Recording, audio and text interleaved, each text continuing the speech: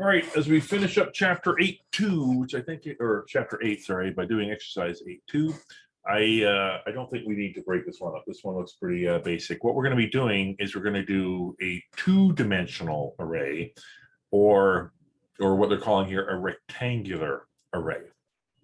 So just to sort of get an idea, imagine I'm running the start file for this exercise. I'm going to put 100 in here. I'm going to put the 12 and 1. I'm going to hit the calculate button, and now imagine that I'm going to think, well, maybe I can afford, maybe I can afford more, like maybe I can afford 200 a month.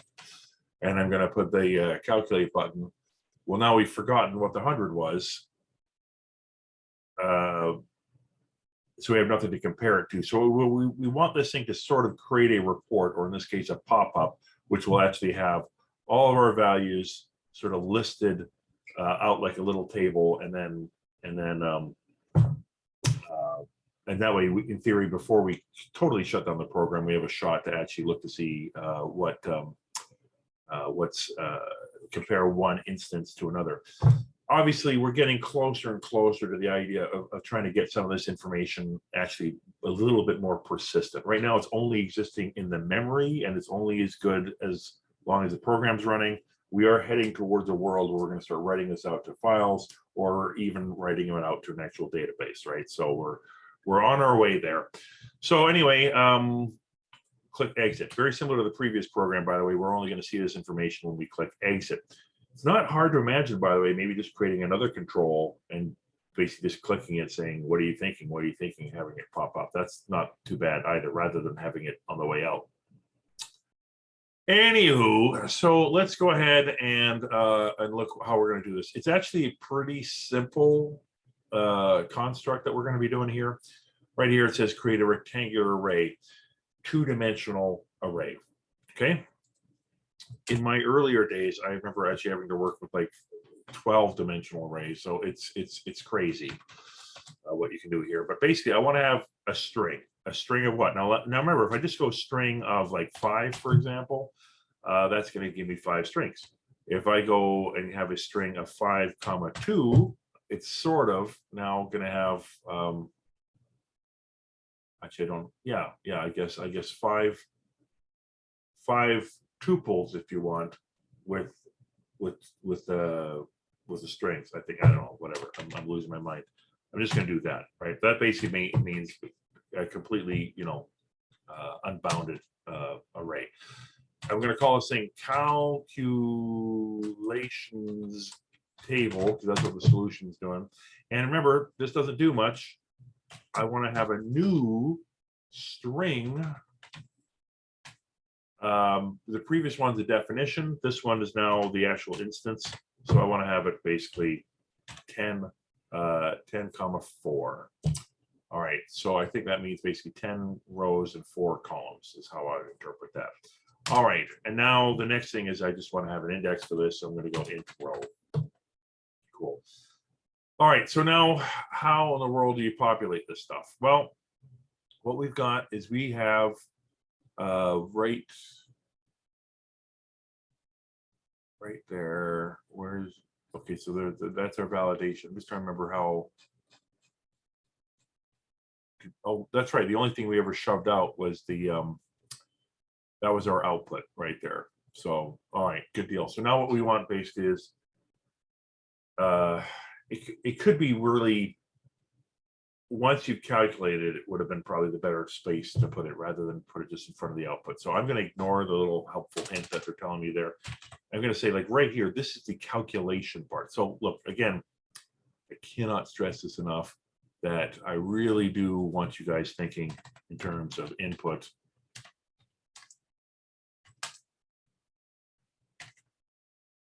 Processing, which probably starts right about there. And then outputs. And, I don't know where I'd put focus either, but anyway, that's fine. So, all right, and this, what we're about to do, this little to-do where we're going to basically store it in a rectangular array, we're going to basically put it in the processing section. All right, so let's go ahead and do this. So we got ourselves, and of course I've forgotten it, it's called calculations table. Again, remember it's mad at me because I'm not using them. So calculations table. Calculations table, I would like it in the row, which currently is 0. That's what's defined up here. Oh, actually, well, I didn't initialize it. That would have caused me so much grief. Anyway, okay, and that's going to cause me even more grief because that's not equals. There, all right, so row is assigned 0. So row, where are we here? Right there. So row, and then comma, the first column is going to be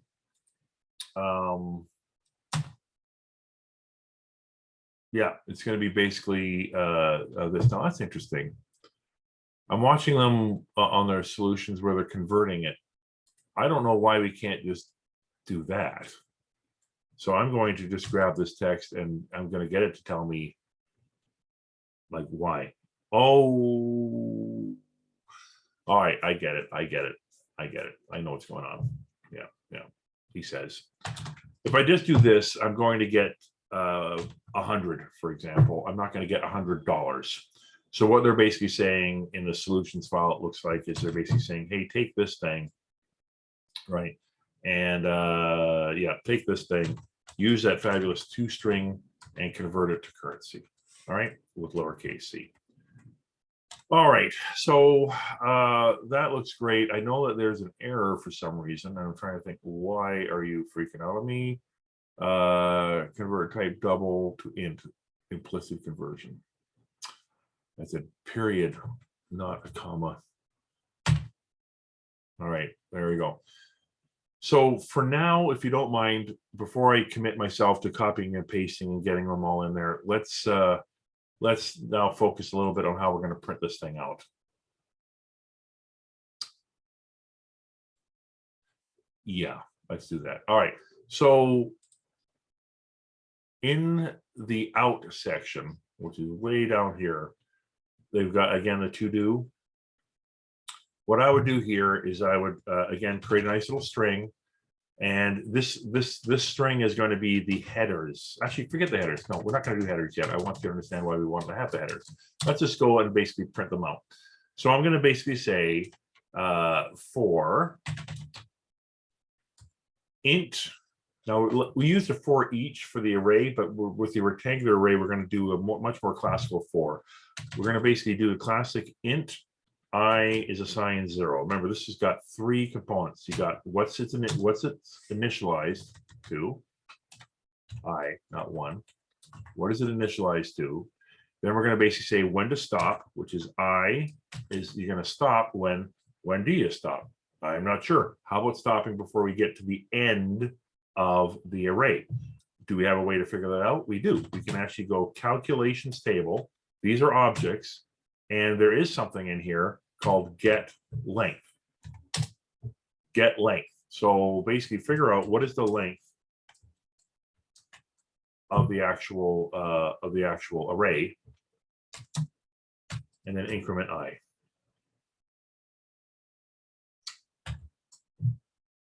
So there's our basic loop, and let's go ahead and get some population in here. And I think what I'm going to do is that's going to go row by row, and then now we're going to need to go column by column. So I'm going to basically say for int j is assigned 0. Now this is a common strategy, by the way, that a lot of C people and actually Python people and whatever do. They'll go I and j. Those are basically just counters, right? That's when you know it doesn't really matter. I would be tempted sometimes to use the word call and row or whatever, just so that people understand what I'm trying to do. Especially, by the way, when you're trying to navigate through more complicated arrays. But anyway, so j is less than what? That's not capital, right? So j is less than, this is going to be calculations, calculate table dot get length. And now this is the second column, or second argument second dimension would be the word. Second dimension of the array. That's why it's number one. Here we're looking at the first dimension, which I'm calling rows. Here we're looking at the second dimension, which I'm calling columns. All right, and then after that we increment. So here's J incremented. All right, cool. Let's put our little doodads in there. And so now at this point, all I want to do is I want to basically print something out. So I'm going to go message. Did I ever define a message? I didn't define a message. Let's go up here and create a quick throwaway. Well, not throwaway. String message. It's assigned currently nothing. We'll get back to that in a minute. There's string message is nothing. So here I'm going to basically say message. Why? Okay. So message is assigned calculation table subscripted by IJ. All right. That's all I want to do at this point. All right. So now what I'm going to do is I'm going to run it. Always good to kind of see what's going on. Build errors. Oh, why do I have build errors?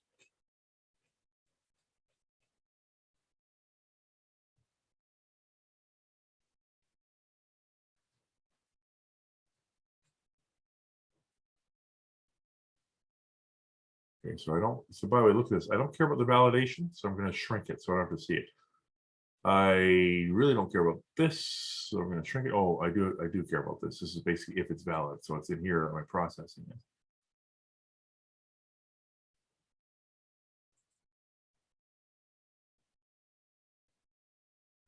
Oh, not comma, semicolon. You will spend more weekends looking for punctuation errors like that than you like to admit. All right, run.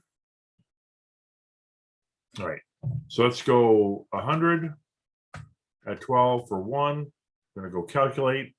That should throw something into the array. Now I'm going to go basically 200, same deal. I'm going to go calculate. I'm going to go exit, and this is where I'd like to see something pop out. Oh, of course.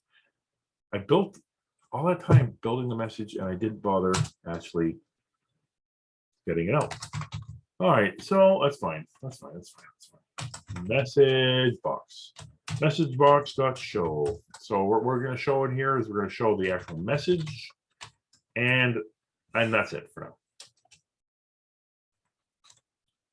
All right. Yep. Okay, so now let's do it again. Run it. And let's go 100. Okay, get out 100, 12, and 1. Hit the enter button. Go back over here. 200, 12, and 1. Hit the enter button. Let's go exit. And we get nothing.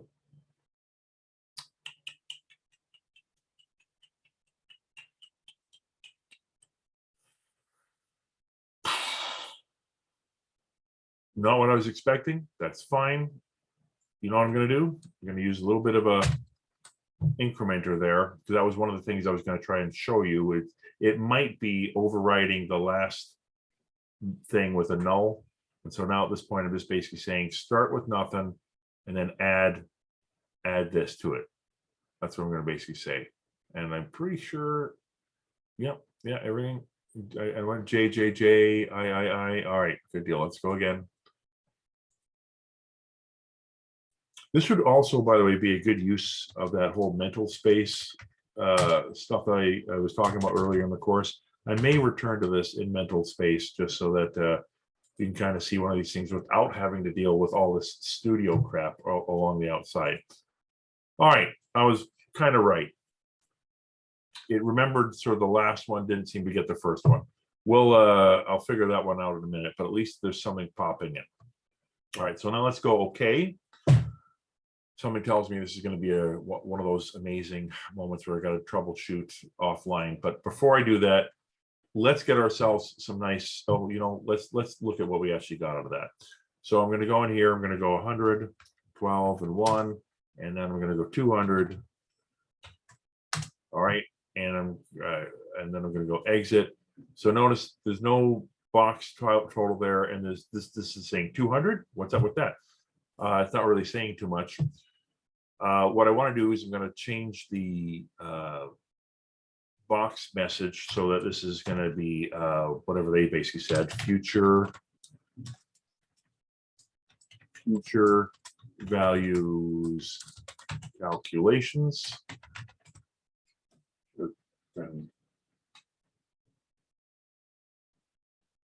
I'm kind of showing you bits of 3 and bits of 4 at the same time because sometimes I think it's better to see it being built. I'm still sticking by that decision. Anyway, all right. And then up here for tabs, what I'm going to have right now, because I'm really only storing one thing way up here. Right. I'm just storing where was it storing it? Right there. I'm just storing one of the things. So I think at this point I'm just going to change my message, my string, I should say, is going to be the invoice month. Sure. All right. And then, by the way, let's make sure that we have a new line that appears at the end of that. All right, so let's go, and let's go 100, 12, 1, and then 200, 12, 1. We're going to go exit, and now we get a slightly better looking box, right? So that looks good. All right, so now let's just forget my shame for a minute, and let's just scroll on up and get more data. All right, so I'm going to go back up to here, this line where I'm basically just grabbing the monthly investments. I'm going to go copy, paste, paste, paste. All right, so copy, paste, paste, paste. And what I'm going to say is that interesting that it took the trouble to put the little space there. Anyway, so in the second column, I want you to put something else. In the third column, I want you to put something else. And in the fourth column, I want you to put something else. All right, let's, right now I've deliberately kept this as monthly investments. I want to basically see I want to basically see the data. So we're going to go 12, 1, hit enter, let's exit, that's good enough. So that information is coming out, that's great. But notice that it's all being squished together. That's not great. So let's go down here, we're printing it out, and basically say the message is this plus, now we don't want a new line, but we want a tab. Okay, we want a tab. So that'll basically spread that out a little bit better.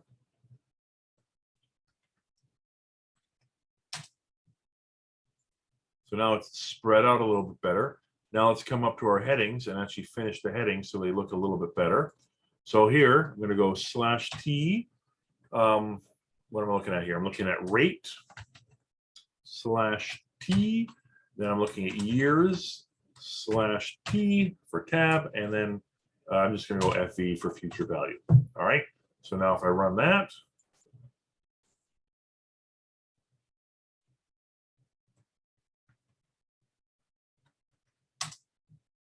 right, I'm going to go and hit the enter button. And so we get that. That's our great line there. And so now, actually, are we done? Are we done now? Is that done? We need to put in another value to make sure it's done. So let's go 100, 12, 1, hit the enter, 200, 12, 1, hit the enter, 300, 2 years, hit the enter. All right, let's go exit. Okay, so no, there definitely is a problem where we're only getting the last line.